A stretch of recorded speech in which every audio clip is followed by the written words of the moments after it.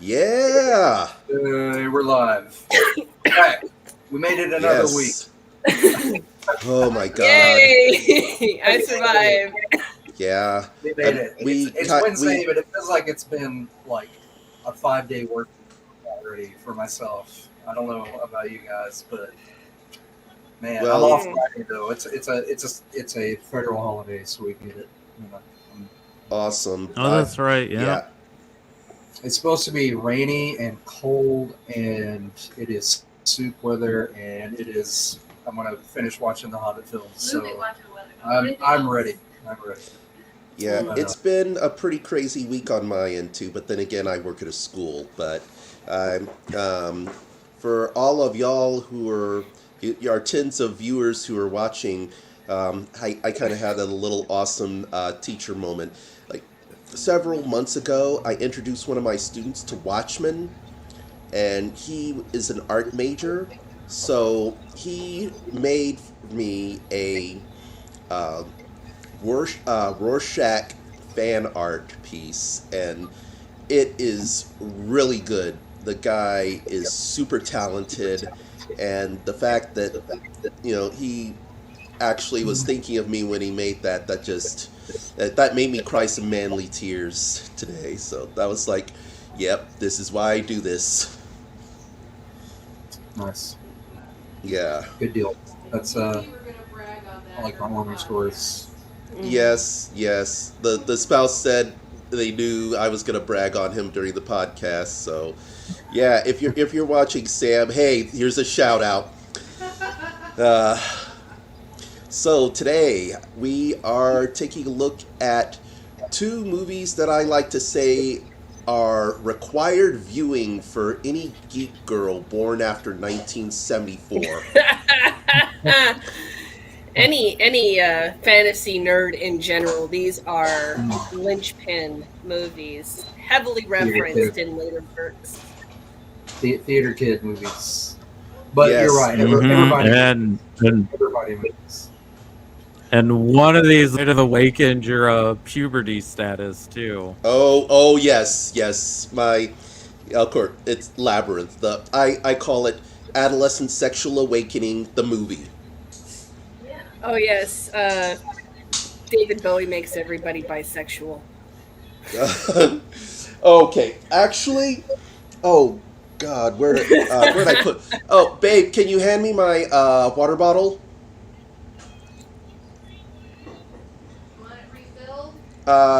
It's okay. I just want to show it to them. They actually discuss the overall theme of Labyrinth, and they mention that it is about going through puberty. Yeah. So this. Okay. This is my water bottle of bisexuality. Oh. Okay. All right. Yeah. Yeah. I didn't know about that one down there. Yeah, Billy Joe Armstrong, the lead singer of Green Day. But I'm gonna add some more names to this list. But I'm the. Did you have Freddie Mercury on there, or did I miss it? Yep, Freddie Mercury is on here.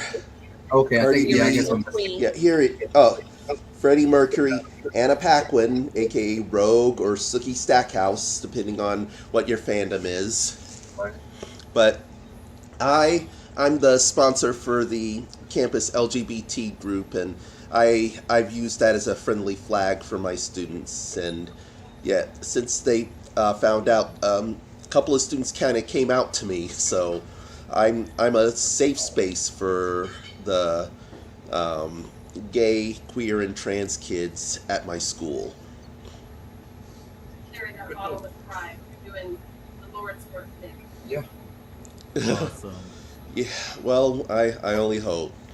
But yes, I mentioned David Bowie's bisexuality. I had to show that off to y'all. David Bowie and his 5 dance moves. Oh, yeah. And Jennifer Connelly. Jennifer Connelly, you guys. I want to know what demon or otherworldly entity Jennifer Connelly sold her soul to so she could not age. It's the same thing Tom Cruise is drinking from and Brad Pitt. Yeah, no Opportunities music video. It's those adrenal bars that they go to. Yeah. Where's my tinfoil hat? Yep. those baby sacrifices. Oh Lord! Let's not even go there. Oh my God! Yeah. Anybody want a peanut? Okay. So you're going to want a peanut? But so which one do we want to get into first? They're Labyrinth or Princess Bride.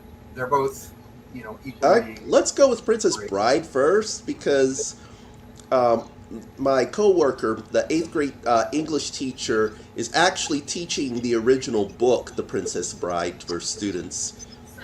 Okay, and we do have two here that have read the book. Lindsay and Rachel, you said you have read the book too? I haven't personally read it, but I've seen the adaptation discussion about it and about how it... I don't want to read the book because it'll spoil the movie for me. Because of the ending. Really well, this one is... Well, this one is odd. Oh, go ahead, Cody. I was gonna say this one's odd is that the book is adapted by the author William Goldman, who was a novelist, but he's also pretty much considered like the god of screenwriting. He even wrote a book about it. And this is one of 2 collaborations he does with Rob Reiner. He also was a consultant on A Few Good Men, but he also adapted Misery, which that's a movie and story about toxic fandom that's probably even more relevant today than it was when they wrote it back in the late 80s and the movie 90. Yeah, I need to revisit Misery. Actually, now that I think about it, oh, there's actually a stage adaptation of Misery now. Yeah, Bruce Willis did it. Oh, go ahead. Yeah, Bruce Willis played the James Caan part on stage. Oh, nice. Actually, I remember there was this one YouTube video that kind of went viral. It was like stealth marketing. They got the woman playing Annie Wilkes in that stage production to go to a Barnes and Noble and ask for books, Paul Sheldon books, and she was going full Karen and that. Oh wow! Yeah, that's fabulous. But the whole thing was a publicity stunt.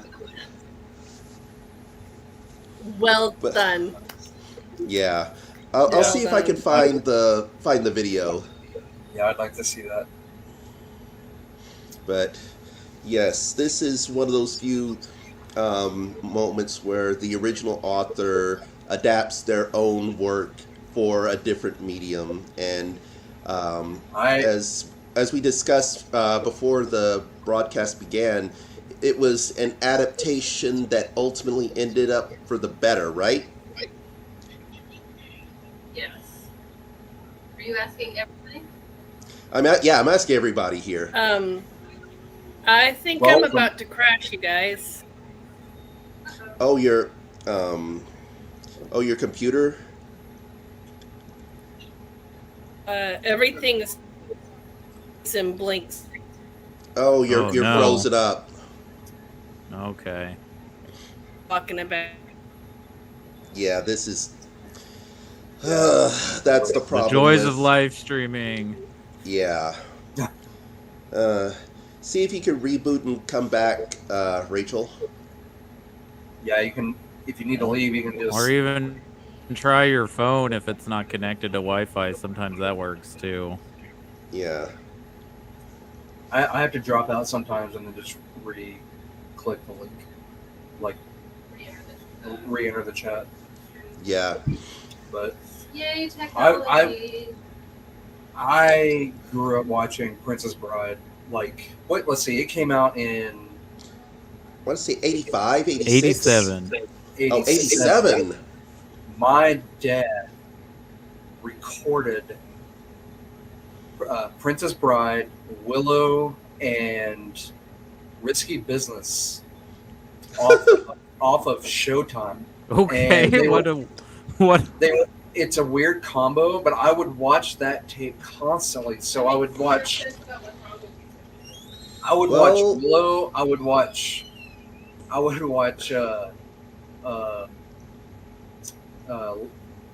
Princess Bride back to back, and then I would sneak around and watch Risky Business. Okay, yeah. Well, here's the thing.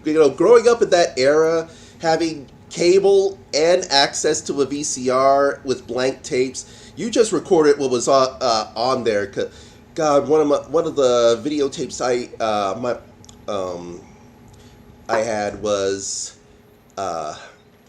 Scrooged, and this made-for-TV Archie movie where What? Archie and the gang are coming back for their 30th class, 15th class reunion. Like, it was supposed to be a pilot for a new series, but I think they aired it against the Super Bowl, so it didn't get picked up. But yeah, that wasn't smart thinking in the 80s. Yeah, this is like 1991, I think. But Okay, yeah, still in the nut. But yeah, this was, this is like My an sister NBC and I- made-for-TV movie. That's how I had My access sister to and I would just Star Trek. Okay, go ahead. record. My sister and I we would record just channels and channels of TV, just for rewatching later, like Saturday morning cartoons and our favorite channels. We just hit record so we could watch it later whenever we wanted. We had a what- library of bootleg. That's why my uncle had those. They were the wood grain tape holders that were drawers, and you pull them out and they would stack in there. Oh And he yeah, had one. yeah, I know what you're talking about. He recorded TNG back when it first came out on cable. Wow. And TNG, and then like some DS9 when it came on in '93, and it was all cataloged in these tapes. But there would be other programs. There would be like local news and a random episode of Cheers that he picked up, setting his VCR to record TNG, and it had all the local commercials. I still have those tapes, or I have access to them, and one of my goals is to digitize them and put them on YouTube, because it's a treasure trove of classic commercials and local news. Because I remember, actually, there were news. So much gets forgotten. Actually, I've started getting this from. Oh. I'm sorry. There was stuff from David Koresh and. Oh God, the hell! Yeah, the Wake Yes. There was the Gulf War. There was stuff he had from the Gulf War, like them doing updates from the invasion. Okay. For those of you who are watching, to our tens of viewers who didn't know, Waco has always been kind of a hotspot for crazy cults. There was that one Mormon cult that was based on there a few years ago, and David Koresh. That was a big news story at the time. I don't think I'll get in trouble for saying this, but I have the Church of Wells people on my mail route, and I deliver packages and mail to their little compound, and I have to pull up in there to leave packages on their little community center thing that they have built, because they don't want me going down to their houses. They're like, just leave the packages here, leave the mail in the box, and be on your way, heathen. Texas is kind of a basin for communities like that, because we also have Rivercrest over there, and nobody goes to Rivercrest. There's the land. It's spread out. The Texas government is really loose with their guns and shit now. So why wouldn't this be the ideal place for some sort of cult. Anyway, Yeah. way off topic. Sorry, guys. We have seriously derailed this conversation. So, but Princess Bride. Yes. Yep. So Princess Bride.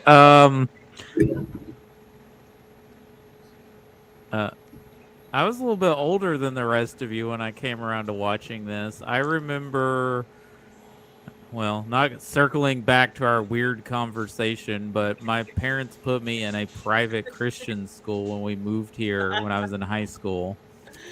And the guitar teacher was quoting lines from this movie. It was mostly all the Inigo Montoya lines. Yeah, the Inigo Montoya lines. And I'm like, what are you talking about? And he's like, The Princess Bride. You've never seen that movie? I was like, no. He's like, it's awesome. I was like, oh, okay. So I rented it, and I was like, yeah, this movie's awesome. It's got sword fighting. It's fantasy. It's a love story, and it's got some kind of Python-esque humor in it. Yeah, this movie rules. Yeah. It's got actually, everything. funny thing you mentioned, because I actually first saw it when I was much older. This was not one of my big cultural touchstone movies. I think I was sometime when I was in high school when I first saw it. Yeah. Like I never, my mom was not quite into fantasy movies, so I didn't get to watch a lot of that at the time. Actually, this is another movie that I watched as a baby with my dad, but it was so iconic that it stuck in my memory. And I didn't see it again until they were showing a part of it in junior high. It was like one of those TV free days, and they put the movie on, and I wound up leaving halfway through the class and not getting to finish the movie. And I wouldn't get to watch it again until I moved to Lufkin years later. Yeah. What a cliffhanger to find out what the ending was. I know, right? I didn't actually remember what the whole plot was until I watched it in college. You know, it's a beautiful, beautiful story, and it has everything. It even has Columbo. Yeah, yes. Who doesn't love Columbo? Is a great grandpa who's like, "Hey kid, shut up and let me read this story to you." Yeah. Hot take. Columbo is retired in this movie. He's visiting his great grandson. He does still look like Headcanon? That is a hot take. Accept that headcanon, absolutely. Yeah. That's Headcanon accepted. Yeah. Though, one day for Talk Like a Pirate Day, I want to dress as Dread Pirate Roberts. No, you have to. Yes. Yeah. Man, isn't this like the epitome of Cary Elway's charmingness, his attractiveness, and just his command of the screen? Like, this guy should have been a pirate or the Green Arrow or something. Like, he would. Yeah. It would be better than, the Green Arrow that we nothing against Stephen Amell, but it was obvious they wanted to do a Batman show, but they just put Green Arrow in there. Oh yeah, they even had Batman villains.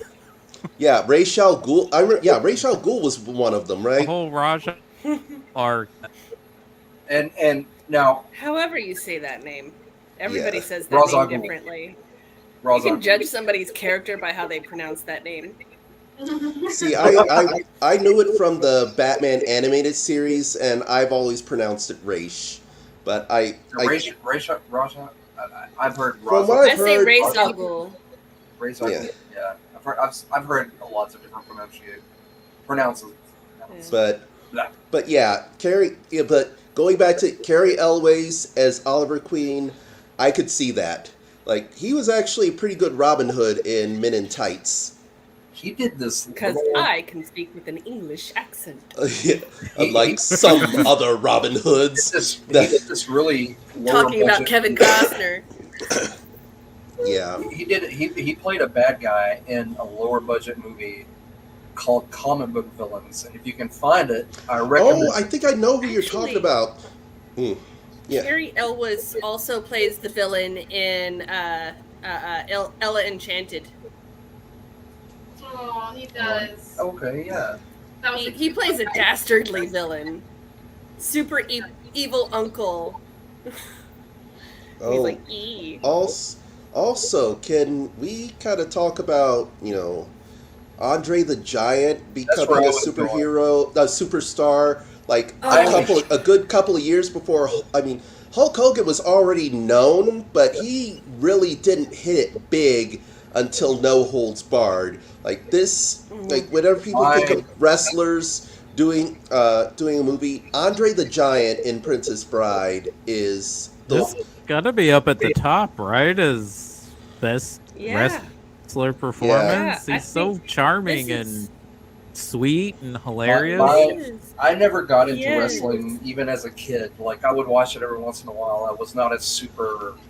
You have to have a parent Wrestling. that understands you. That's how Well, wrestling yeah, my works. parents never watched it, and we just didn't either. I thought some of the action figures were kind of cool at one point, but my Pepaw would watch it, and that's where I was exposed to Andre the Giant, and he was a favorite. Every time I watched these dudes in underwear like wrestle, I was like, "Hey, where's Andre?" Well, because who doesn't want to be the world's biggest guy in any of those? Yeah, and I was Yeah. like, and then when I saw him in this, I was like, "Oh, that's awesome!" Like, He's the best nerd. Well, I also I've love never the seen- bromance they have. Oh yeah. We talked about With him and Montoya. bisexual energy Yeah. from Labyrinth. Mhm. And then But there's Oh, Rachel. sorry, go ahead. Correct me if I'm wrong, but this is one of the first appearances of wrestlers in actual cinema. Back then that's they what were I was- so tough and macho. And then, there's Andre the Giant's medical condition, gigantism, which made some of this really difficult for him. He had the size, but moving around was really difficult for him. There's Yeah. one scene that it really kind of stands out, and it's where Inigo's trying to break down that door, and he's screaming. He's like, "Fizz, come on! He's getting away! You gotta help me! And he props him up on the armor, and just kind of limps him, and he goes, "I'll be right back. You stay here." Like he's gonna get up and move. And you see him hobbling around the corner, and he's trying to move as fast as he can for a big dude. He stops Inigo in mid-run, and then he just like turns around and whomp, and the door falls. And he goes, ushers him in, and then he turns around and hobbles off. But you can see it in his run and the way he was moving. Yeah. And I was like, this is during the period that it started to catch up with him, all those years of wrestling and his condition. Yeah. And you can really see it in some of the. It's sad. I hate seeing that. Yeah. That's another documentary I recommend if you have not seen it. Is Andre the Giant. Yeah. I've heard from all the other people, well, the people who worked on the movie about how Andre was literally the nicest guy on set. Like, I think he, like Fred Savage asked him to lift him up, and then he gave him a piggyback ride or something like that. And yeah, Rachel, you are right. This is one of the first instances of professional wrestlers being prominently featured in film. Like we had Hulk Hogan's cameo in Rocky III, but it was only a short scene, and it wasn't until played a douchebag. He's such a lovable giant. Like you're like, I'll exactly. pick me up and put me in your pocket. I want to ride with you. Put me in your shirt pocket. Let's go somewhere. And cuddle me like a puppy. Yeah. Actually, I would say the current crop of wrestlers who are acting in film, they owe a lot to Andre the Giant in this movie. They do. He For sure. walked so they could run. He walked so they could run. And part of another thing that's in wrestling culture is you have your good guys and your bad guys. Like the Undertaker's a good guy. Yeah. People don't know that. They fight for justice, and then you have the bad guys that want to do all the mean and dastardly things. And Andre was one of the good guys. Yeah. And I think between that and the end of his career kind of opened the door for him to perform this absolutely legendary role. Yeah. The wrestling terms for that is face and heel. Right. Face and heel? Yeah. Okay. Face for the good, face short for baby face for the good guys, and heel for the bad guys. Okay. Yeah. I'm showing off, my my wrestling fan bit for a little bit. Have Hey, you we're guys all heard nerds of? here. Did you guys hear Rob Reiner's story of them on set, and he, like, Andre the Giant just broke wind for an entire minute? Like, it was just.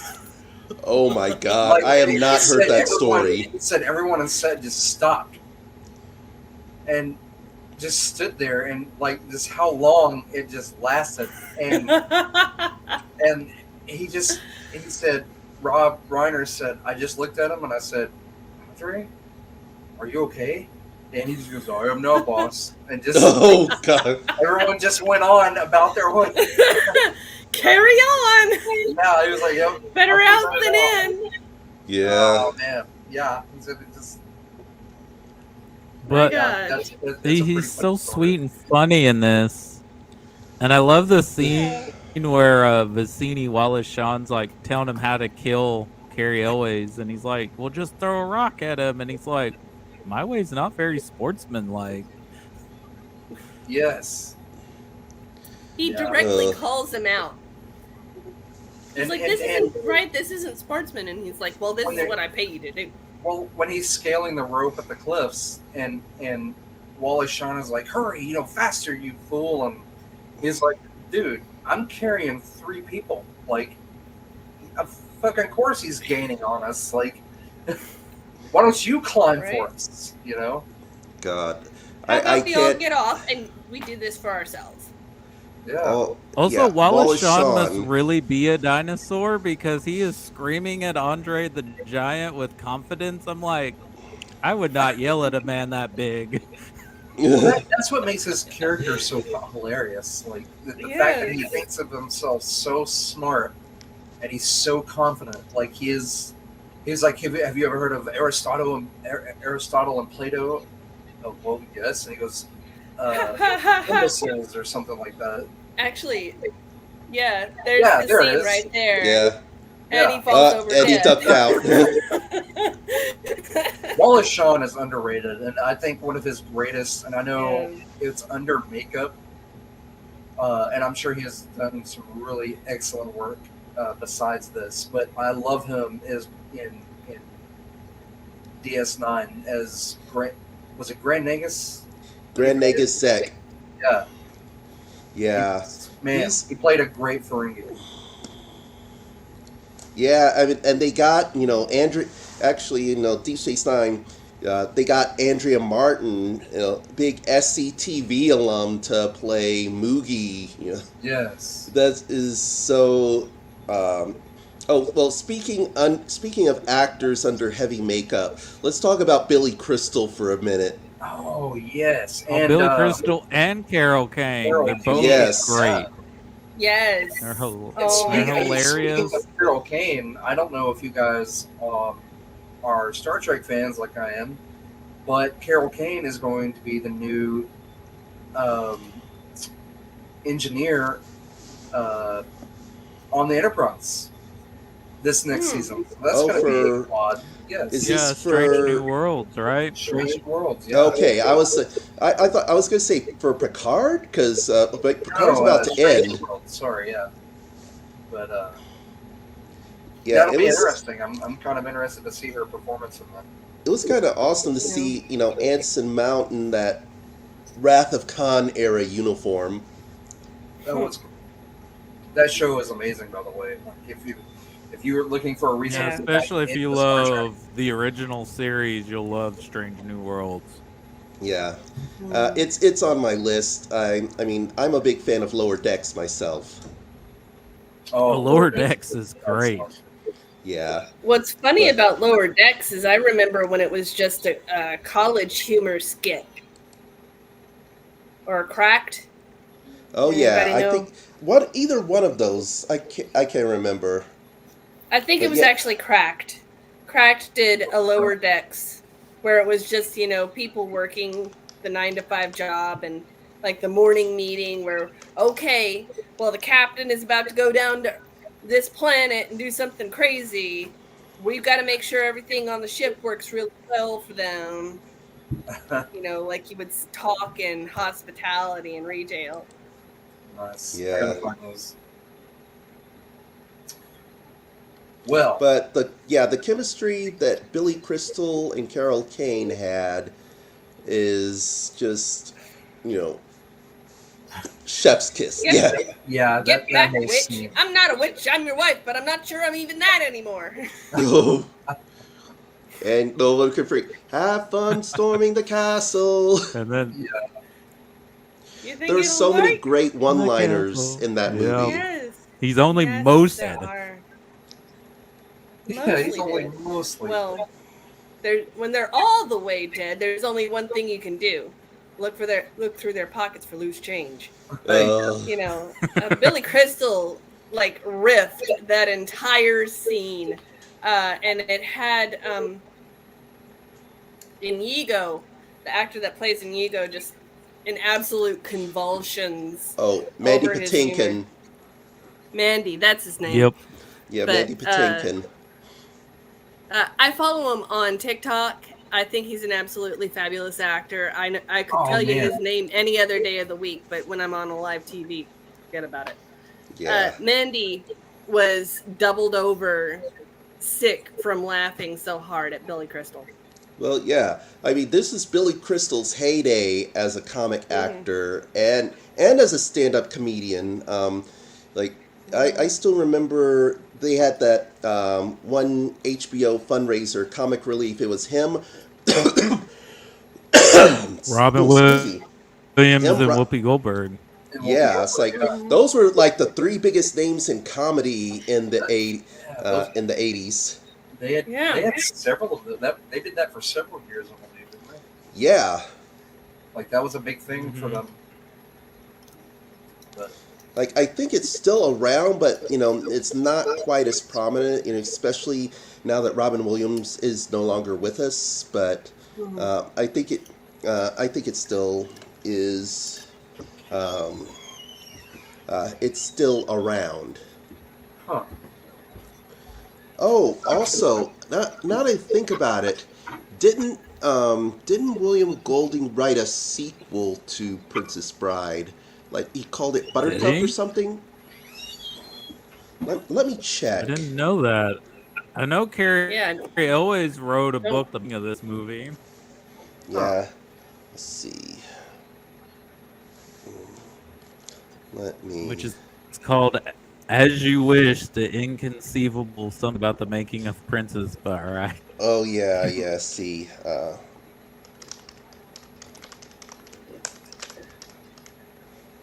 Princess Bride sequel. So many great performances in this movie. I think Chris Sarandon is great as Humperdinck. His whole little absolutely swamped. I have to wedding, it is 500th anniversary. I have to murder my wife. I have to frame a country for it. Oh, this is an excellent point to bring up queer baiting in this because of the relationship between Humperdinck and the Six-Fingered Man.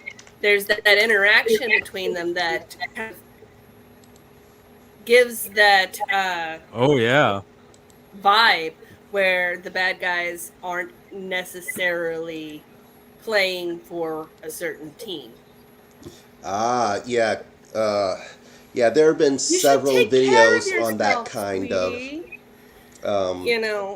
Yeah.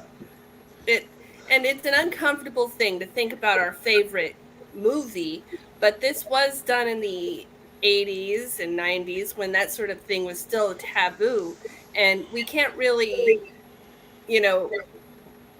embrace the whole movie without at least acknowledging some of its darker points. Well, yeah. I mean, it's been a thing, especially like in children's media, like with children's media, the good guys had to be this tall, this upright, and they couldn't. There was like a list of things that they couldn't do. The bad guys could go, freaking nuts, but but that's one of the reasons why a lot of people were drawn to a lot of the villains of the story. Yeah, and moving forward into Labyrinth, there's another set of coding in there. How Sarah's the only one with an American accent. Yeah, yeah. Of course, there's also that thing in Star Wars. I mean, James Earl Jones is Darth Vader, notwithstanding. Yeah, and in Legend, again, it's an American against people with different accents.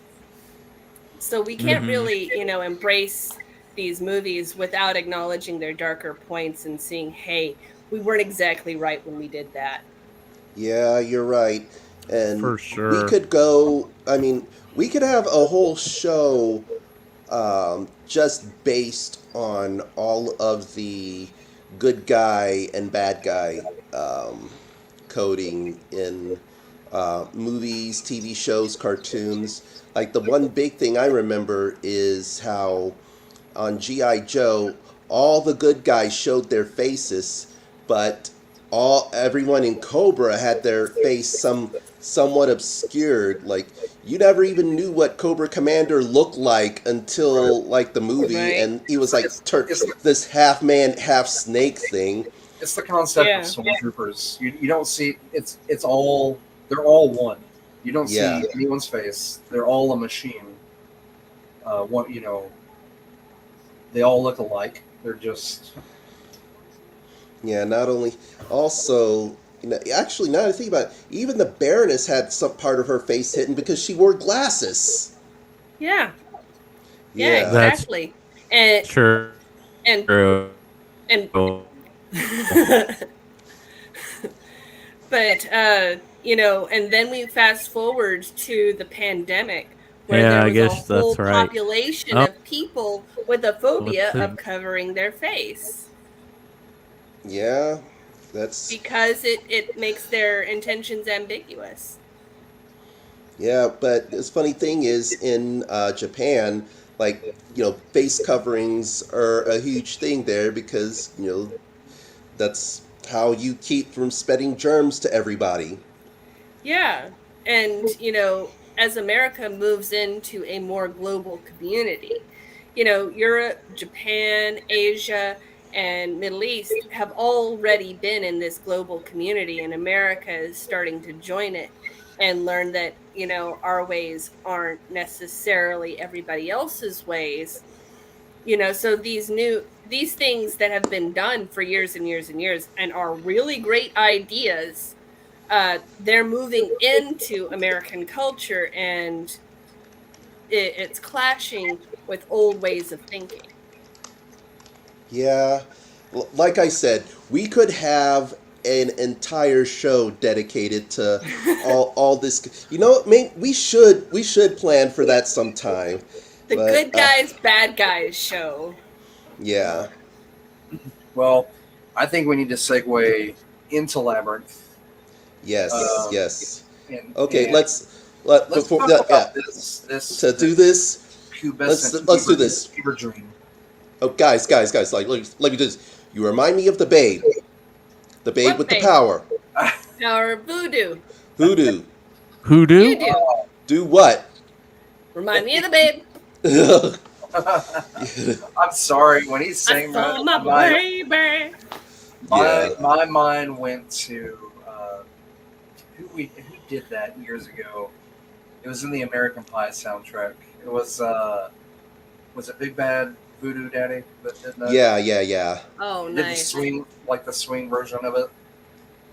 Oh, nice. My mind went to that, and I was like, oh man. And then he went into the pop, and I was like, oh yeah, I remember he does his own pop thing in this. But yeah, this is there is so much to unpack in this movie. I mean, you're talking about, good guy coding and bad guy coding. Something I didn't notice until a more recent viewing about a few months ago. It's heavily implied. Sarah is a theater kid. She's totally. There's a Cats poster. You see like pictures of her like in stage and in costume, and I mean, even the beginning of the movie, like she seems like she's rehearsing a line, even though she's going over the storybook she's reading. Yeah, but here's the thing: if you actually could pause it, you can actually you can look at her dresser drawer, and you can see clips of her mother being on stage. In fact, it was also implied that her mother left the family for another actor who suspiciously looked like Jared. Well, there was actually commentary on this, and a lot of fan speculation that her mother, actually in the manga that I was telling y'all about, it is that her mother passed away, and the reason why she's so fixated on Labyrinth is that was the last play her mother did. Oh. And that's why she's so fixated on it, and all of her things are reminders. But also Jim Henson and company lined up those things because those are each separate inspirations for the movie. There's a little bit also go ahead, Cody. I was gonna say, if you notice in that scene in her bedroom, you see all the different books and like posters and stuff, and you can tell that Henson is clearly wearing his influence of a mixture of folklore and mythology. You see where the wild things are: Snow White, Alice in Wonderland. You see a poster of that eventual staircase that she ends up being in, trying to catch Toby near the end of the movie. Yes. Yeah. And which also, I don't know if you guys have. Jareth is actually modeled after their Earl King.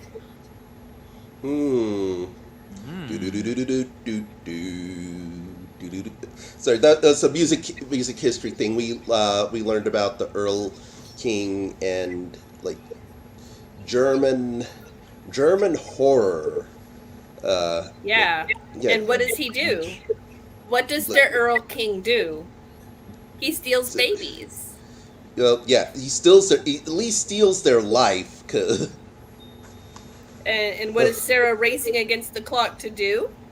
Save the baby. Save the baby. Yeah. Yep. So this movie's pretty much been encoded in my DNA since I was alive, because Jim Henson was one of the first celebrities I ever heard of, and I was a huge Muppet kid. But I remember seeing this movie at a very young age. It's my sister's favorite movie, and it's also my stepdaughter's favorite movie. And I think now I realize why it was my sister's favorite movie. I think she wanted to send me away to goblins. Oh, God. But yeah, like I said, this is like this and Princess Bride. These are cultural touchstone movies I've noticed, particularly for young women. It's like that extends even to this day. Yeah. Well, I will say that these movies do a really good job in glimpsing the feminine gaze. I wouldn't say that it actually has it, because it is written by a man. But there are some things about it that a woman can identify with. She can identify with Buttercup's inner struggle, that, Wesley, her first love, she receives news that he's dead, and then, you know, she's put into a union that she really has no choice over to begin with. And, you know, and then she's faced with this interior struggle of first, okay, well, I guess I have to move on. And if I'm going to move on, this is as good as it's going to get. And then he comes back, and it's a new level of anguish for her. Okay, I can see that. I mean, it's in the dream sequence where she's faced with that ugly hag booing her and calling her muck and filth. That's her calling herself that. That's her dream. That's her nightmare, is that she, you know, traded true love away like it was nothing, when in reality she did it to save Wesley. Her reasons were valid, but her guilt just haunted her. So there's some glimpses of what it's like to be a woman in Princess Bride, and in Labyrinth. I mentioned this before we went live, that it's mentioned that it's about going through puberty. Yeah. And, you know, it's about dealing with, you know, it's about dealing with mood swings in Hoggle. It's about dealing with strange hair in Ludo. It's about dealing with a false sense of justice in Didymus and the confusion. And it's about dealing with the strange smells of the Bog of Eternal Stench. It's about dealing with... Which is my nickname for Twitter. Yeah. Oh, I don't even get on Twitter. You know, it's about, you know, the feelings that you don't even have a name for in the Roofie Peach surprise scene. You know, Lord. You know, and in it, Jim Henson is explaining that, you know, there's this part where Jareth is seducing her and seeing just how far she'll go, and it is for her to show maturity into saying, no, I will only go this far. And that was put there on purpose. And it is about a woman coming of age and realizing that you can have these loves, but you can move on into adulthood and not worry about losing it. You know, as you move into an adulthood, you realize that some of the stuff that you really treasured, it was just junk. And then she learns what's really valuable in her brother and her journey. So yeah, there's a lot in these movies that women identify with, because there's these real things that people deal with. And it's not just a woman's thing. Oh yeah, No. definitely that. Actually, I'm kind of glad that you mentioned the whole, you know, identifying with puberty thing, because again, I wouldn't exactly call it a resurgence, but more of an acknowledgement in movies right now. The biggest example I'm thinking of is Turning Red. Yeah. It is basically, that is one big metaphor, and not even a metaphor. It is straight up. It's pretty blatant what it's talking about. Blatant, And, It's talking about periods. It's talking about periods. A woman getting her month. I don't understand why people were upset about that, because it's a beautiful, well-made movie that's about because it is not marketed the to next stage them. of your life. Right. Because yes, it is. Yeah, but like, if it was about a young boy, would anyone even say anything? No, because that has been seen as the default for decades, if not centuries. Like, even back then, you know, a lot of us used to dismiss media that was geared towards young girls, because they didn't think there was that much value in it. But now people. I was going to say all the white guys. I'm going to say white men ages 18 to 49. They're starting to have to deal with the reality that they are not the only ones who can be marketed to. Right. Mm-hmm.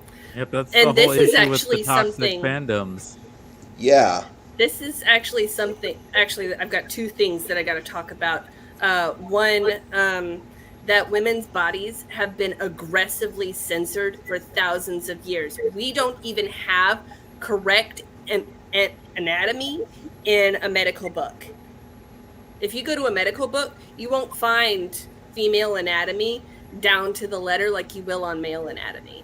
It's not innervated correctly, so that leads to lapses in pain management.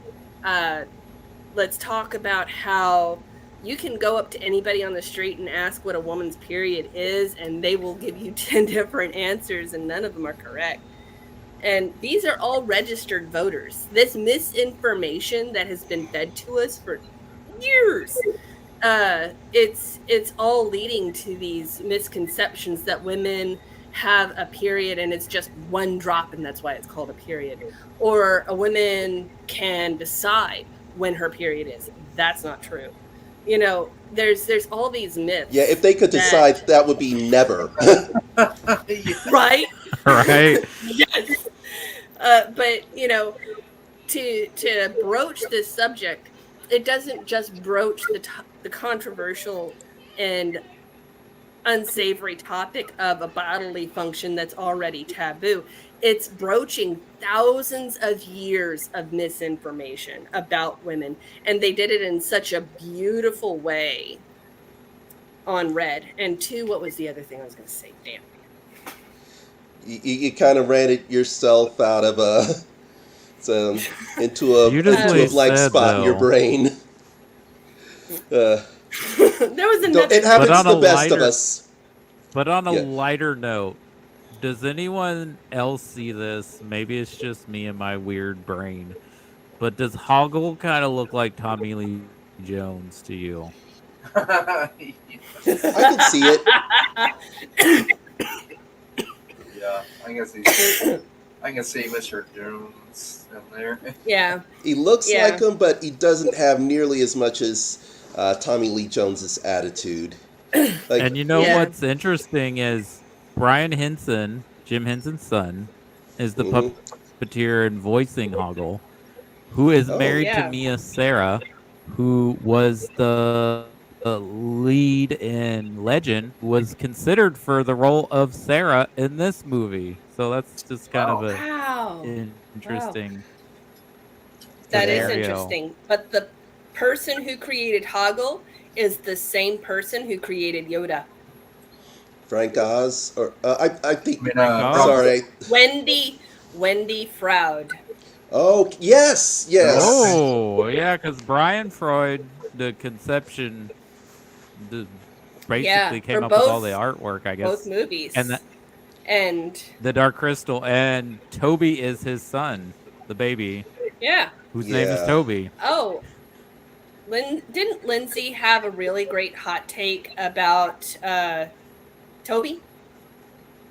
I believe so, but she'll be right back. Okay. Well, we'll give her hot take because I really agree with it that, you know, I'm glad things have changed from that mode of parenting. And it was a 14-year-old girl that was kind of resentful of having to babysit her brother. So she was grumbling and screaming about it and being a brat. Yeah. But also at the same time, the length of time that baby cries. Ooh, boy. Yeah. Wendy and Brian were both on the sidelines going, which is also kind of funny because, this was an aversion to Dawson casting because Jennifer Connelly was 15 when they filmed it, you know, and she was 16 when it came out. Yeah. Mm-hmm. David Bowie, you're icky, sir. Yeah. Well, you know, he did date a 14-year-old at one point, so. Also, don't like to talk about David Bowie was a creeper. Yeah. He had his creepy moments. Yeah, we have to acknowledge that. And speaking of operating on bad information, The whole, oh, it's, natural for, girls to go for older guys because they mature No, they're forced to mature because they're expected to be caregivers, which is why, you have to be babysitting your younger brother for when you're 14. I'll see your advanced maturity and raise you normalizing young girls having relationships with older men. Oh yeah, Mhm. I will definitely go all in up because growing up, it's like we all grew up in East Texas. We all knew somebody in high school who bragged about having a boyfriend in their 20s and I don't know about okay. Are we I gotta own it. I was 15 and my boyfriend was 20. uh You know what's really icky? That I was in college at 20 and he was 25 and still dating 15-year-olds. And that's Oh when I had wow, my first yeah, breakup. okay. So that's just Ooh. repeated kind of behavior Yeah, from That is yeah, him. that Then is he just predatory. That is yeah, that is predatory. yeah. predatory. That is predatory. And that's why I'm such a loud speaker about no, really, you don't understand. You think you do, but you don't. But and honestly, I'm having to vet against that with my own students. Like I tell them, if somebody talks about how mature you are for your age, run. Run. Run. It's not a Yep. compliment. It's a come on. And they're trying to rationalize their predatory behavior. And Mhm. as a woman growing up being told that constantly by older men, uh he wasn't the only one that tried to mess with me. But Not all. that's I'm not gonna get away from it. No, run this way. So And speaking as somebody who's been through that, the compliments change at about 25 from you acting old for your age to oh you look so young. yeah, Wow, there is yeah. that. Jeez. Uh, and Mm-hmm. Ugh. honestly, I kind of in their eyes, I think there's some kind of retroactive revenge thing going on, like for all the girls in high school who blew them off. It's like, see, you missed out. Now I have a high schooler. I mean, Actually, it's so here it is. It wasn't So men like that quite they have some socioeconomic, much. some social skill, and some other personality issues, right? That make it very hard for them to socialize. I'm not trying to rationalize, hear me out. But so these men already know that they're bringing a lot of issues to a relationship and they want somebody to come in and fix their lives. So what happens is women their age in the 25 to 35 range, they already know what these guys are after. They already mm-hmm. have a sense of self-worth. So they go to the younger girls who haven't had those experiences yet, are still very new, are still very trusting and naive, that don't exactly know their worth. And then they put them in those roles because they're vulnerable. Yeah, yeah. I have absolutely no counter art. Like I agree with that 100%. There Uh, is And no so counter argument. That's truth. And you may have just hit Leonardo DiCaprio on the head there. Oh God, you had to go there, man. and let's talk about that this works both ways. Cougars are the same way. Cougars are the same way. Anytime that there is an age difference of 15 to 20 years, it is too much of a power differential there. And it becomes an act of pedophilia. I don't care if it's that person is 70 and that person is 20. I don't care. That is predatory behavior because at that point in time, you are at two different phases of your life and there is no way that you want the same things out of a relationship. Yeah, it's when that it's happened, a lot. that whole dance scene and some of those scenes between her and David Bowie just really eked me out. You know. And as a young girl, not knowing any better, I romanticized those scenes. You know, there's hours of slash porn out there about Sarah and Jareth. You know. Oh yeah, there's like AO3. That's all I gotta say. Yeah. AO3. Yeah, and there's even one fan fiction that I still read that is actually pretty healthy about it because it's not Jareth and a young girl, it's Jareth and Sarah when she's actually much older and has gone through a lot of maturity. So it's not even like a power differential thing. It's been her fighting him off for decades, going, "What the fuck are you doing with me?" Pardon my friend. But No, you're right. A lot going back to what you're saying, a lot of it is just older people taking advantage of younger people's naivete. That is Mm-hmm. and basically what it is. Some of them. Oh, sorry. And I'm not trying to cast judgment on those relationships that are about right now. I know a few of my younger friends who are in relationships like that, and sometimes age is just a number.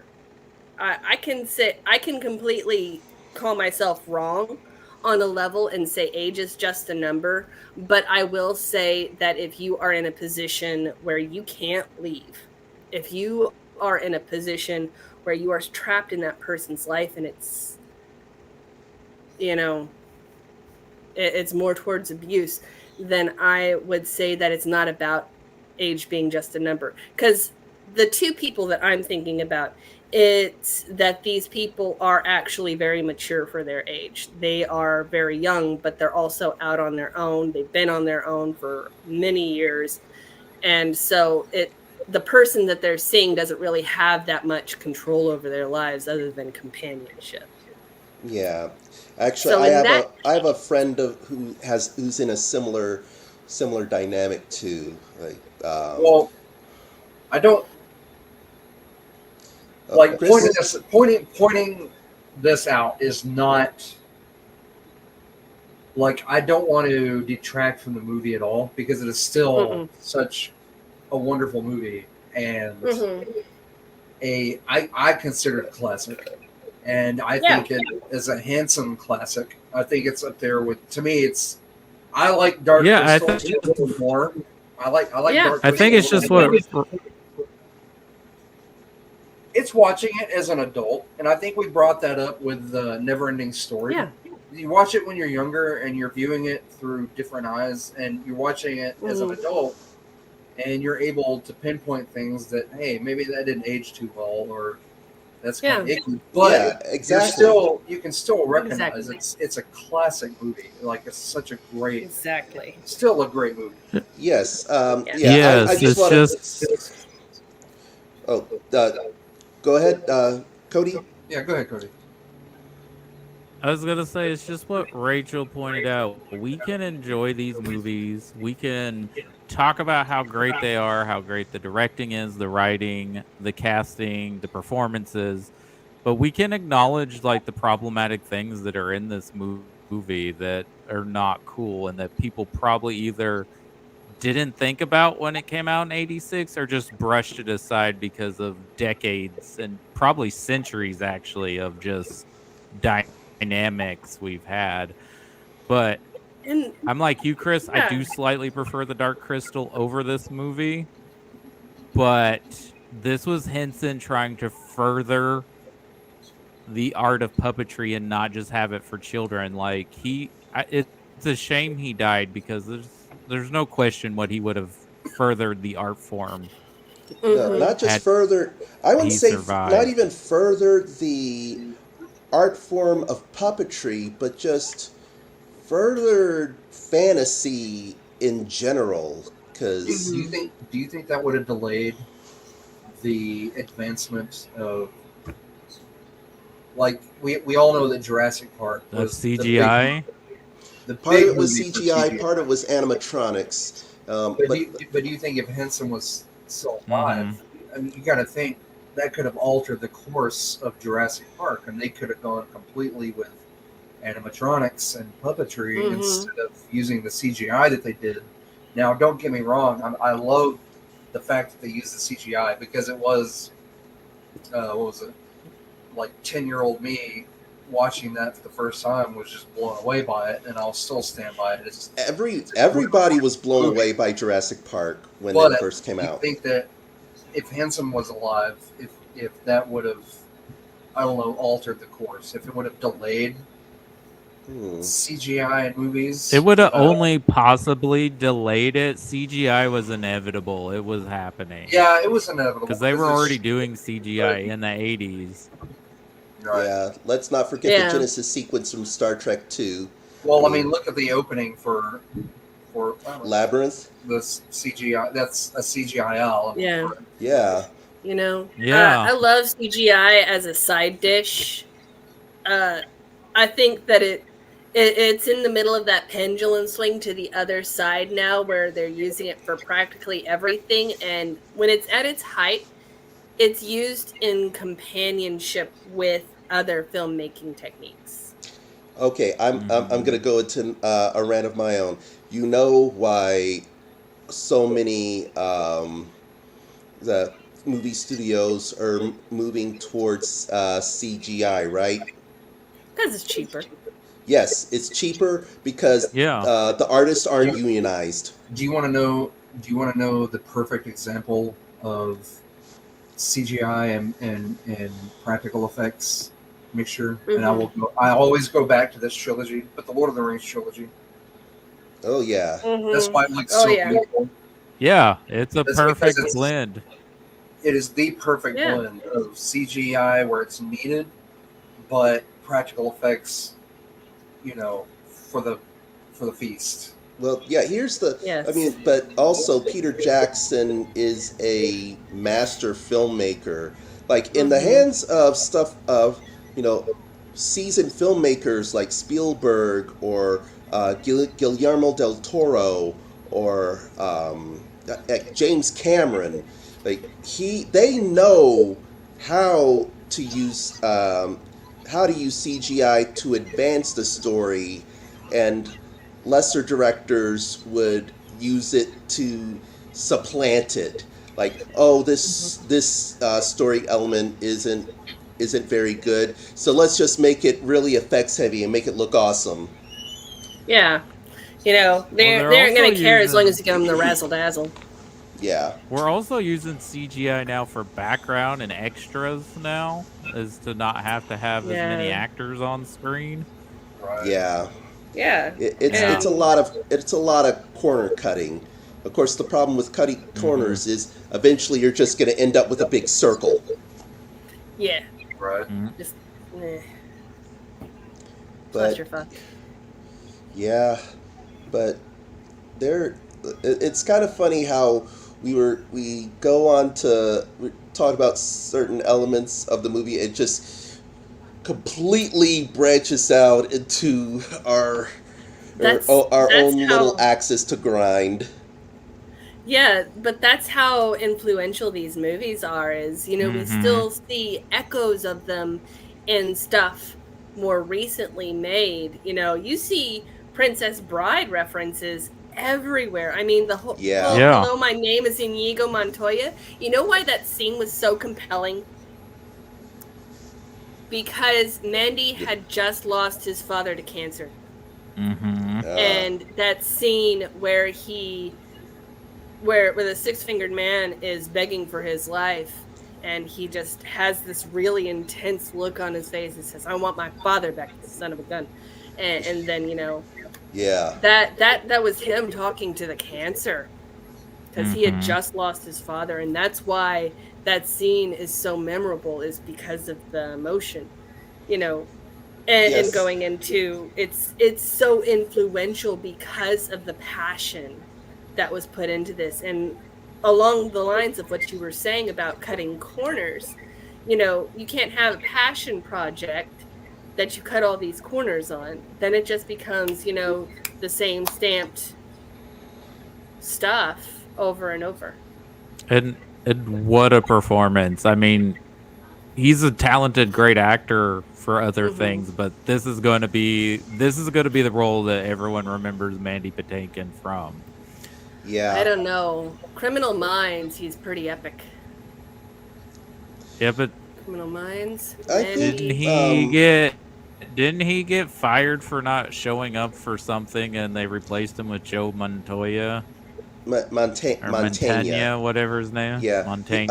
Yeah. Yeah. Well, actually, I think he quit because he got offered a Broadway role, and he always saw himself more as a stage actor than a screen actor. Mm-hmm. Well, I think that's what he's mostly primarily known for, is stage. Yeah. Which is, stage acting is a completely different beast. And there's Totally. like this whole level of professionalism. Like I remember hearing how Patrick Stewart had to basically chill out because he was so used to trying to get everything right the first time and instead of having to do multiple takes because he's used to stage acting. Mm-hmm. Yeah, it knowing is your very lines weird and being on your mark. Because also with stage acting is you're feeding off an odds for like how your performance goes, and in film you don't have that. Like your performance is entirely up to the editor of what gets taken in and out of the film.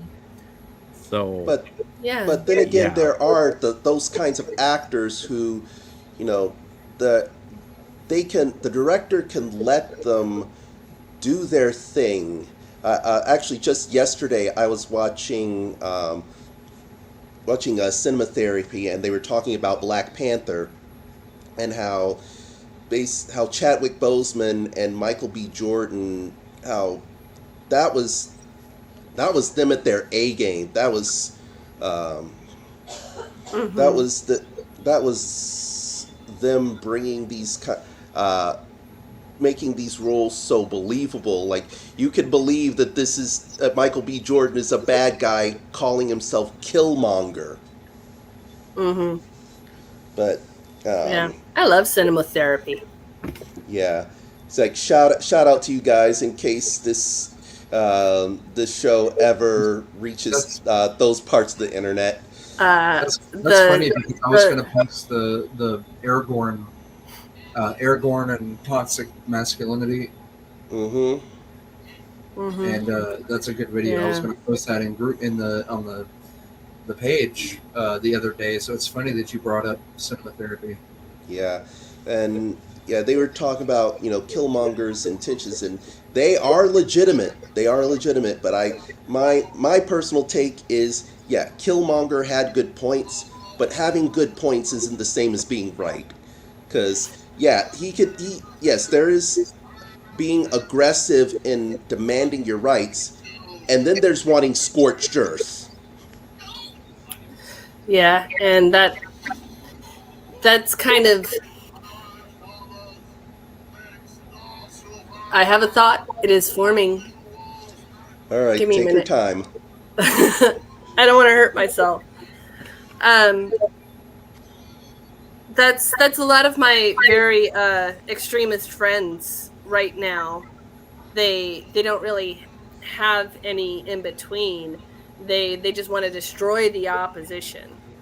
And being right versus having good points, it's all about methodology.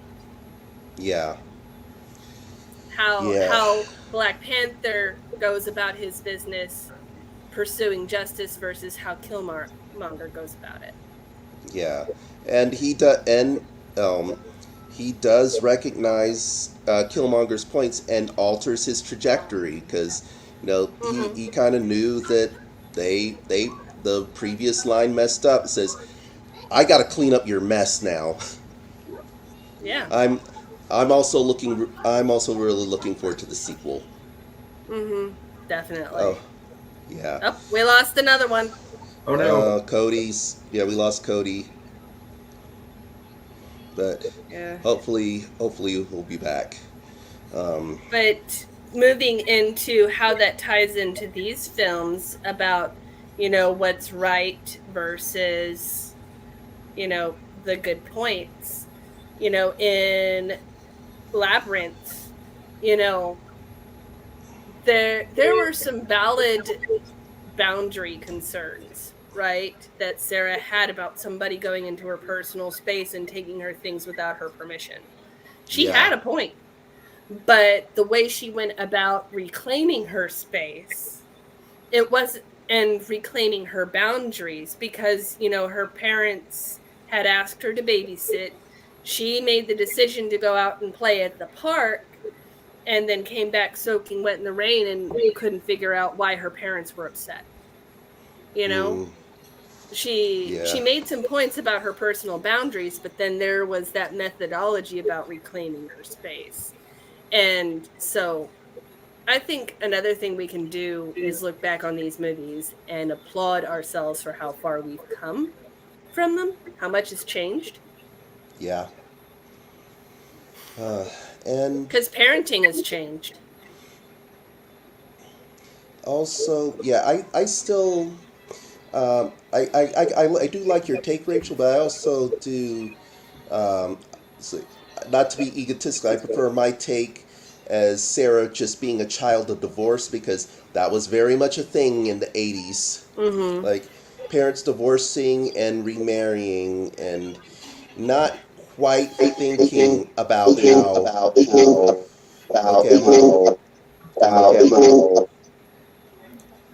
okay, yeah, I think we had a little bit of echo there. Echo. I had to let myself back in. My internet was being spotty, so I'm on my phone now. So sorry about that. No, you're good.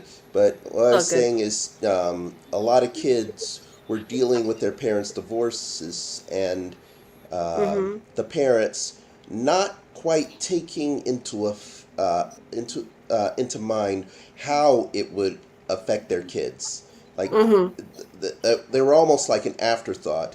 Like I remember that they eventually they started passing laws that if a married couple goes through a divorce and there are children involved, they have to take certain courses and certain amounts of therapy, so their children will go through it with the least amount of scarring possible, because it's impossible to come out of this completely unscathed. I speak from experience. Yeah, and in those days, it was the very tail end of the mentality that children were property. The 80s and 90s is when that came to an end, and we started treating children as small people. That, eventually they're going to be adults, so they need to learn from a young, early age how to be adults. And that's where gentle parenting is actually centered. It's about training future adults. It's not about beating a smaller person into submission until they recognize a boundary that they don't understand. It's about training adults. Yeah. Parenting from somebody who doesn't have kids. Excuse me. Well, I am a teacher, and I think one of the reasons why I get so much adulation from the kids is because I treat them like people. Like I recognize that they are involved in a lot of other things, and math is probably the last thing on their mind. But I put into their heads, it should be something on their mind, even if it is the last thing. Mm-hmm. And from one math nerd to another, math is beautiful logic. Yeah, actually, it's kind of funny. I am the more artistic type, which is one of the reasons why I fit into this school so well. But I mean, I'm good at math, but for a while I hated it because of how many teachers, treated it as the end all be all. Mm-hmm. And I think one of my approaches towards working with the kids is I want to be the teacher I never had. Yeah. I didn't start to enjoy math until I was in college and I had a passionate mathematician show me math. Yeah. And I then haven't it had wasn't anything like that. and then it wasn't a hard fact situation. It was, don't panic. This is what you do, and whenever you do this, this, and this, the answer rolls out. And I have stuck with that formula of behavior with math ever since, and the rest is history. I sit there and do algebra practice books for fun at work. Yeah. And I actually, eat math for that's how I breakfast. do. That's how I deal with it. My students like, no, this looks daunting, but we're gonna take this one step at a time, and we're not gonna rush. Don't rush. For freak's sake, do not step ahead. Do not skip a step. Yes. Do not skip a step. And you know, it's a formula. And once you follow that formula, everything in math is based off of a formula. It's already there. All you have to do is put the numbers in. Yeah, and the reason I'm able to do it in my head so much is because I've taken it step by step. You know, I do some of the kids see me do mental math and they're like, huh. Yeah. We've gotten off onto a completely different rant. There we go again. Now we're talking about math. It happens. This isn't a neurodivergent crowd at all. Yeah. Well, Speaking of learning let's kind of do disabilities, a quick rate of the two, and I have to say I do prefer Princess Bride over Labyrinth.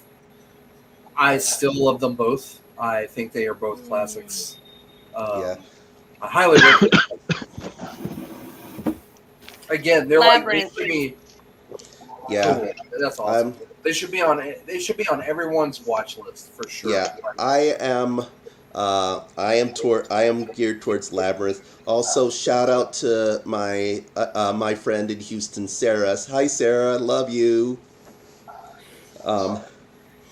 But yeah, like you said, it's Chris. Going back to what you said about how it should be, viewing, but like it's like I've been saying the whole time. It has inadvertently been a touchstone for lots of young women, from the time it came out to this very day. Because, Right.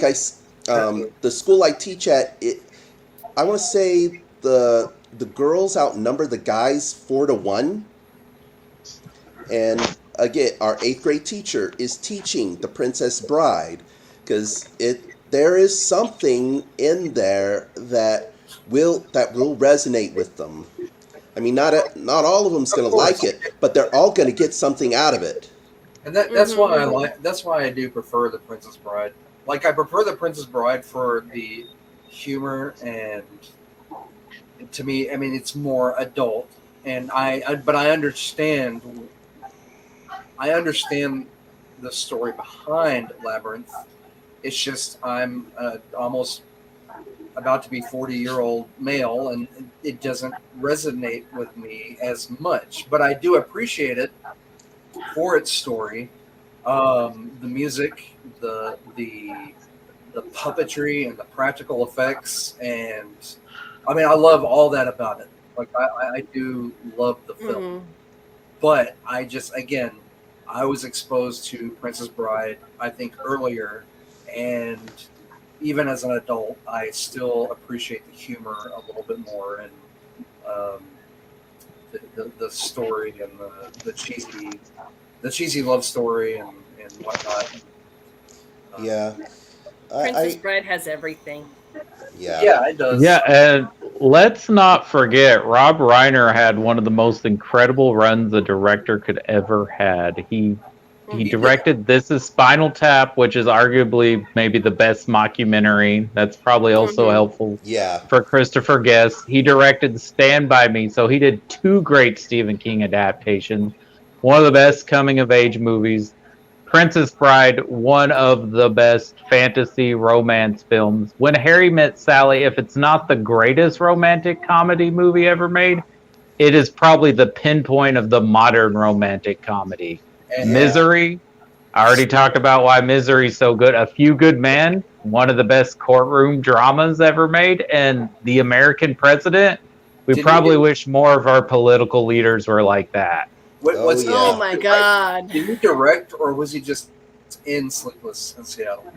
He's just in Sleepless in Seattle. Nora Ephron, who wrote the script for When Harry Met Sally, directed Sleepless in Seattle. Gotcha. Okay.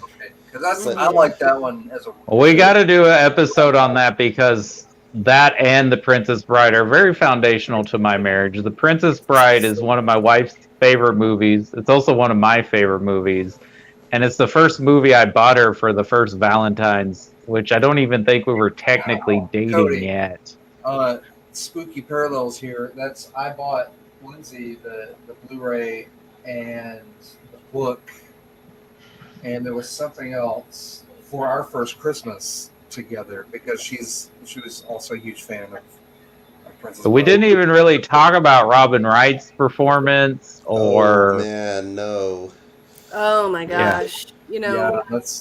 Oh, by the way, the sequel to it's a book sequel it's a sequel to the book. The sequel is called Buttercup's Baby. Oh. Okay. And the reason I mentioned that William Goldman is considered like the greatest screenwriter of all time, here's just a few of the credits he wrote. Butch Cassidy and the Sundance Kid, All the President's Man, The Marathon Man, which is based off one of his books as well. Yeah, I mean, like, go look at his IMDb. He's a legend, not just Rob Reiner. But I love The Labyrinth, too. Jim Henson is probably one of the most creative people we ever had on the planet. Not to mention the music, the puppetry, the David Bowie. Oh, if you guys want to know a little secret about the David Bowie that's in the movie that's not David Bowie but part of David Bowie? Oh, are you talking about the ball handler? That's apparently it's apparently a lavender pouch that he put down there because he was sweating and he wanted to stay fresh. Oh my gosh. Oh, I call bullshit. I call bullshit because there's a scene where you can see like the outline of it and everything. Okay. Okay, that part that was actually deliberate. That was I remember seeing some behind the scenes thing, and yeah, that the Bowie that was not an accident. Well, it's almost its own character in the movie, but also, you know, like this just begins just Jennifer Connelly's incredible, maybe underrated career. Yeah. Yeah. Going back to David Bowie's balls, Michael Motion and contact juggling was practically invented for this movie. And we have to give a special nod to the hours of painful practice on Michael Motion's part. I have a buddy, shout out Kevin Smith. I've known him for ages. You know Kevin? Yeah, I've known him since probably high Dreadlocks school. Kevin with the gauges out to here. Yeah, he's no dreadlocked anymore. He's short-haired. No. He cut them all off. Yeah, he cut him off. But Ren Fair Kevin, I grew up with him. Yeah. Matter of fact, I saw him about a month ago, and anyway, that's where he got. He was inspired by this, and I would watch him do it. And through college, going to JBC, I watched him practice and get good at it. And then he was like, "I'm going to join the Ren Fair circuit," and off he went. You know, and but he went, and that's where I met him. Okay, and it's absolutely tragic how that happened to him. now. Oh yeah, You know. he's doing good though. He's doing He's okay. He's gonna be fine. Yeah. And He's you doing know, good. he's doing just fine. It's just, you know, he used to be a very skilled contact juggler and like Yeah, I can't motions do- art, Yeah, and then he got multiple sclerosis. Yeah. Oh Yeah. yeah. So, Oh. Yeah, he's it's tough for him to get around. But when I saw him, he was doing really well, and I yeah, haven't seen him in a million years. yeah, I hadn't seen him in several years either before last month. Yeah. But I remember I think him mentioning Mike. What was his name? Michael Motion or Michael Motion is the creator of contact juggling, and I believe it was for the purposes. It was around this time, and they wanted to originally have it crystal balls that he was manipulating around. Like they're supposed to be bubbles, but it turned out to be the clear acrylic that you see because they kept breaking. Oh. Mm. Also, want to give a shout out to the coordinator of the ballroom dance scene and all the Muppet movie movements, Gates McFadden. Yeah. This is before Dr. Beverly Dr. Cole. Crusher. Yeah, she's worked with Jim Henson on a lot of his early productions before she got cast on Star Trek. Well, also, the screenplay is written by Mighty Python alum Terry Jones, so that's probably where some of that humor comes from in the movie. And all the surrealness That's what Link said. You It know. felt very, especially some of it felt very Python-esque, like a little bit. You know, in the Ruthie Peach scene, the whole theme is supposed to be the nobility pretending to be the goblins. Mm-hmm. And that's the theme of the party is goblins. Well, I mean, that worm character is very much like something you would see in a Python sketch. Yeah. Yeah. But, I know me, just the one. Yeah. But both these movies are great. I love them Nice both. cup of tea. Don't stop. Princess Bride feels more like a Mel Brooks film, a little bit. It does have a little bit of a Mel Brooks vibe, doesn't it? Some of the humor. Yeah. To me, the characters in Labyrinth are all like super interesting, and that's what kind of draws me a little bit more. Yeah, there's so much detail in the movie that now, as you know, high definition is coming out, you're seeing more and more detail. You know, 80s televisions used to look like this. Yeah. Like that's how they were hyper saturated, and you couldn't see very much detail. And now, as things are becoming more and more clear, you can practically see every speck of glitter in Labyrinth. I do that all the time. I'm going back and watching things in 4K a lot, like just really upscaled, and I'll just be so amazed at some of the details that I'm catching in a movie that I've seen probably 100 times. And, it's a real mark of a passion project that, you know, as the definition comes out, they don't have to like reshoot or remake a scene like some of the more modern stuff has to do. Yeah. You know, stuff like this, it ages well whenever it comes to modern tuning up, because the more focused in on it you see the detail in Hoggle's vest.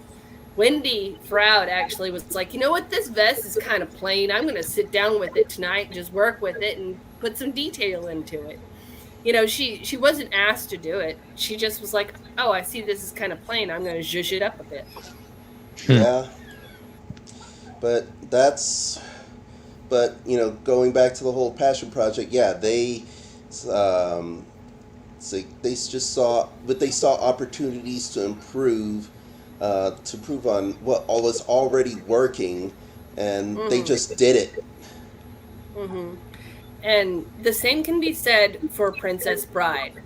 You know, both are passion projects, and listening to Mandy talk about going back on this, you know, so there's points where he's in tears, where he misses that camaraderie on the set. You know, there's a lot of detail, and it's very close between Princess Bride and Labyrinth for me. But of the two, I've watched Labyrinth the most. Yeah. All right. Any it further thoughts?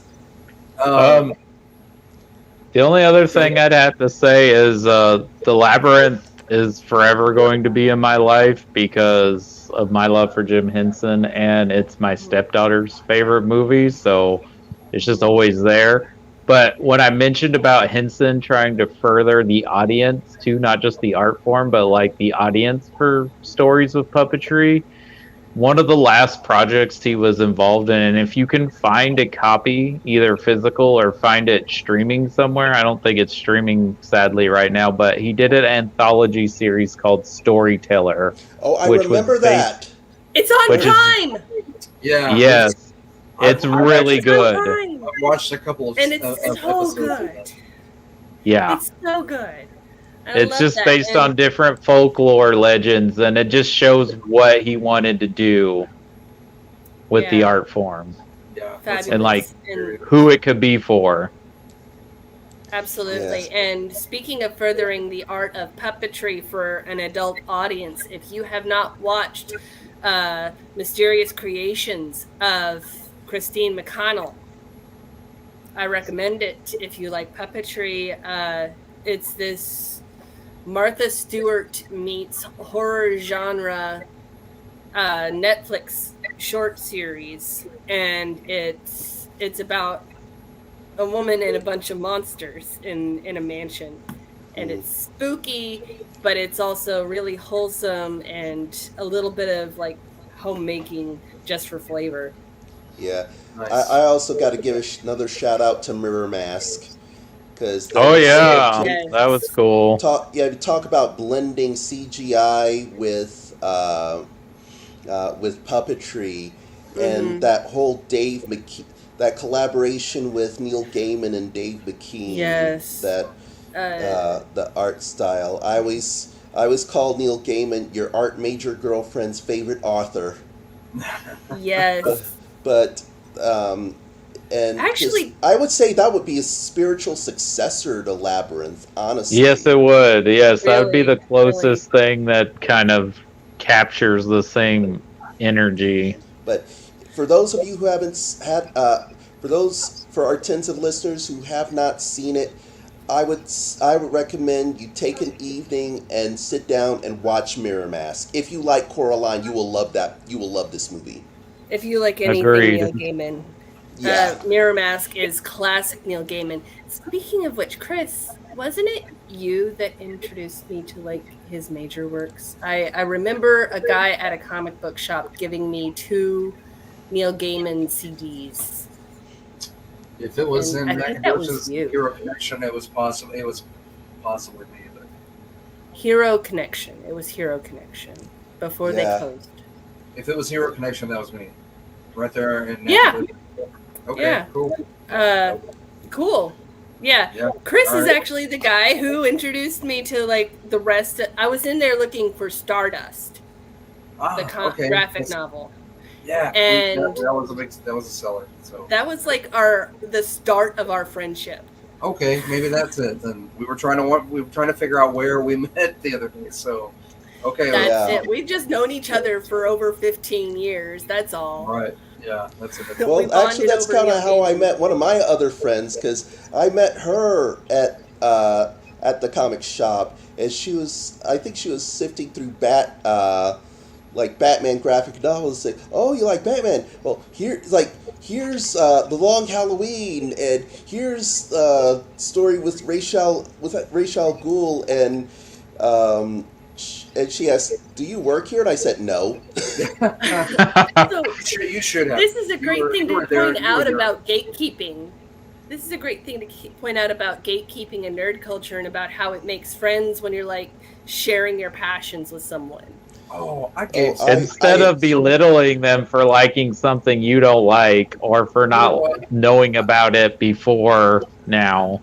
I gave so many comic books away to people who would just wander into the shop and didn't know what they were looking at. They were just like, I don't know what these are.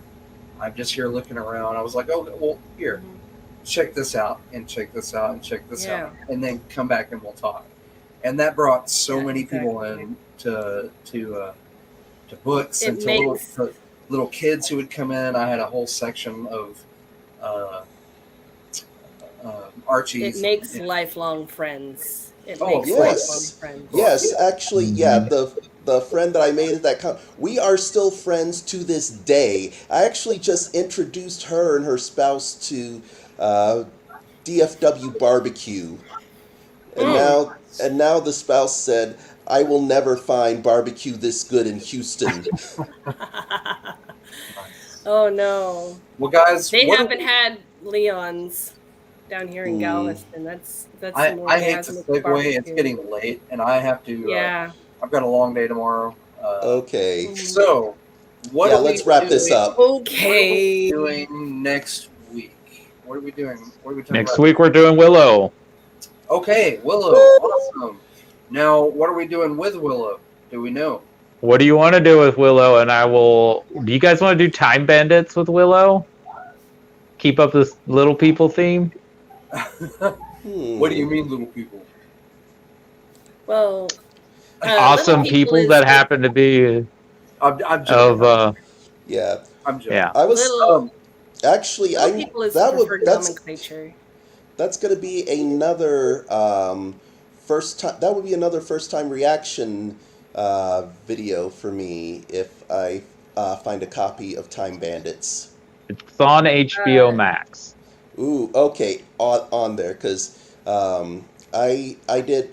Actually, my mom didn't watch a lot of fantasy movies, but she definitely had Willow on her recorded on the hodgepodge videotapes that we had from cable. You know, we could do a Willow and Legend double feature, and it would still have little people in it, because the 80s and 90s were a booming industry for little people in fantasy. Well, I mean, it pretty much. I'm not sure which kickstart Warwick Davis's career, this or Return of the Jedi. Well, Return of the Jedi came out first. Yeah, he was 11 in Return of the Jedi, and he was 18 or 19 in Willow. Is that it? Wow. Yeah, he was. That's so true. Young. Yeah. And you know, he still had. And he had a pretty good run with the Leprechaun movies. Yeah, he is tied with well, not tied, but Robert Englund, Doug Bradley, and Christopher Lee are the only people who have played a character more than 6 times in a movie. Oh, and Brad Dourif. Yeah. Nice. Well, guys, that's awesome. I'm ready to discuss those next week. I think that'll be fun and exciting. And thank you for coming back. I know it's I'm gonna try. Yeah, I'm gonna try finding a copy of the Shadow War books. Ooh, yeah, I would. Yeah, I definitely would like to. George. Yeah, he teamed up with Chris X-Men Claremont for a Willow sequel. So we'll talk about that, when we get to the actual show. But teaser.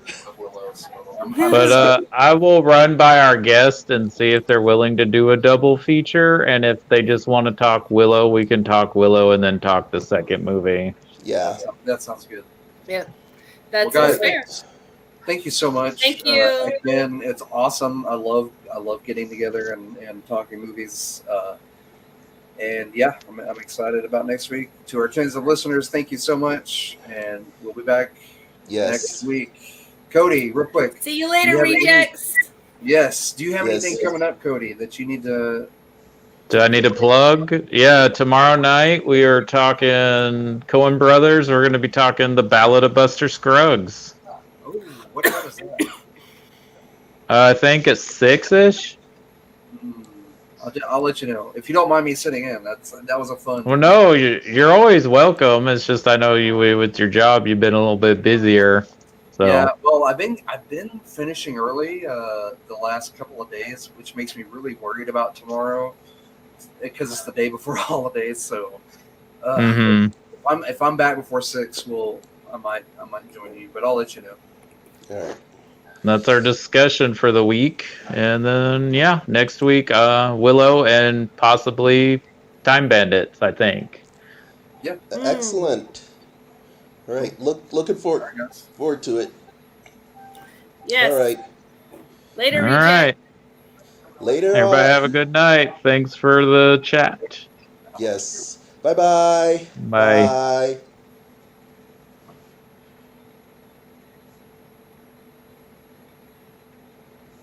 I think we need to... Oh, well, looks like it's just me. Guess there's nobody to turn off the lights, so... well, I'll see all of you in the next show. Thanks, and bye-bye.